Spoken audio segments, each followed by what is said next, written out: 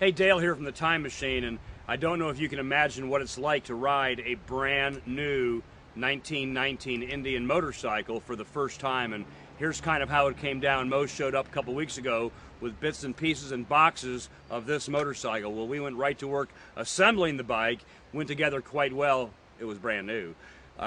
Process in hand, a little bit of test riding indicates the bike actually works quite well. We still do have one issue that we're dealing with, and that's the gas tanks. And we're going to be doing some programming today on how you fix an old set of rusty gas tanks. And let me tell you what we're going to do. Well, as you can see, the right tank on this bike is the only tank on the bike. And gas tank on the right, gas tank on the left. The oil tank is actually behind the engine. This gas tank, you can see, is kind of copper plated. However, it had some rust on the inside, which we're going to be cleaning with a product that we call Rustico. And it's actually a biodegradable solvent. You soak these tanks in, it eats the rust, and then what we'll do is we'll go in with a product called Red Coat, and we will seal the inside of the tanks. But for getting this bike out and running, the right tank does not leak, so it's holding some gas. We're going to crank this bike up in a few minutes, take it for a short ride, then we're heading back to the shop. We're going to dunk the tank, show you the bits and pieces and the crap that came out of that tank, and we're going to have a great time today. Well, the bike's been sitting outside for about an hour, so the engine is cool, and I'm going to go through a real brief description of how you start a 1919 Indian. It's actually quite simple. You have gas and you have spark, and making that combination work is how it goes. Fuel shutoff is right here on top of the tank. Turn the fuel shutoff on. Turn the choke on. The spark timing is controlled by the by the right grip throttle on the left. So I'm going to advance that spark all the way up. In this case, this bike ought to start right up.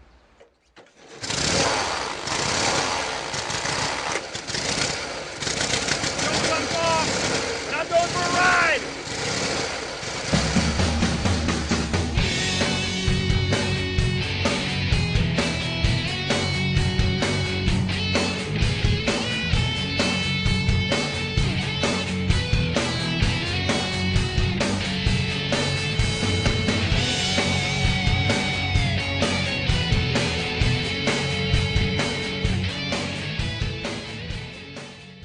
Well, actually, when this bike was uncrated in 1980, it did have gas put in the tank, and the bike was run. It really wasn't driven, as far as we know. However, they made a fatal mistake of leaving gasoline in both gas tanks, and the left gas tank took a lot more abuse than the right tank. We got the right tank set up right now, running on the bike with gas in it, no leaks. But the left tank was actually leaky. It had little pinholes here and there, and as you can see, the gas tanks are made of steel, but they're copper coated.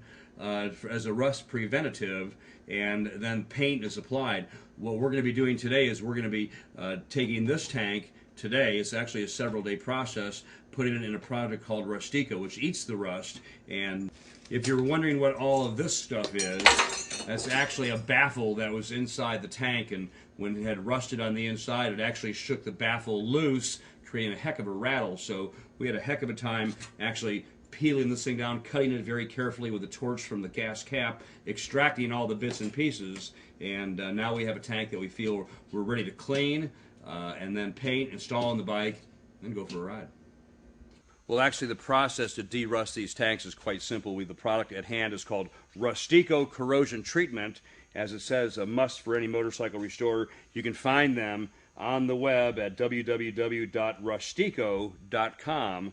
And remember, Rustico is a biodegradable chemical that eats rust. And we're going to install this tank in this bucket full of Rustico, let it sit for a day, flip it upside down so we get the whole tank, clean it, red coat the inside, and then proceed on the other tank. The other thing I can tell you about Rustico is this stuff ain't cheap. It's about 150 bucks for 5 gallons, and although it is reusable, it does lose its potency after you do 4 or 5 tanks. So it is a product that has a shelf life more or less, and we're just going to get right to it, dump in the tank, and that's it for the Time Machine.